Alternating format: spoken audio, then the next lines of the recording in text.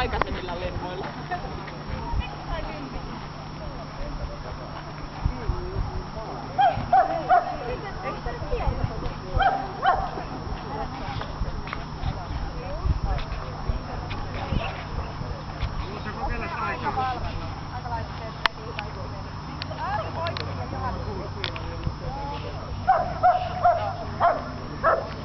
Selvä, eli kaikki on valmista. Eli jatketaan vakkien A-kisa ja ykkösluokka.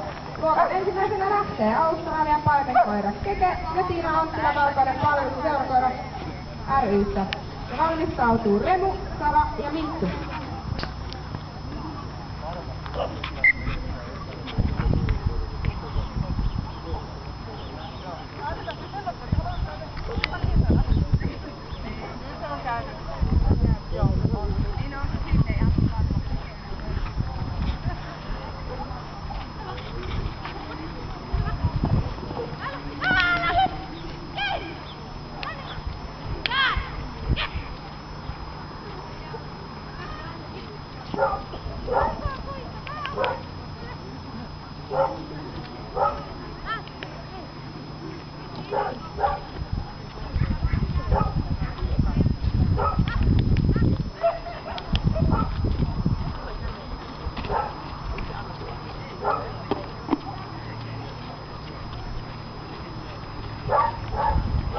Ja tosiaan tässä lajissa on tarkoitus, että sekä koiralla on erittäin hauskaa tuolla radalla ja Keke on hieno tuolla käynyt tutustumassa uusiin tuttavuuksiin ja hieman omia reittejä, mutta hauskaa on ollut koko matka.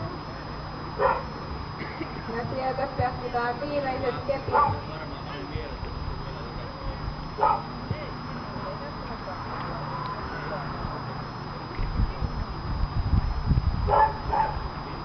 Ja näin tarkasti kepit loppuun ja viimeiset testeet.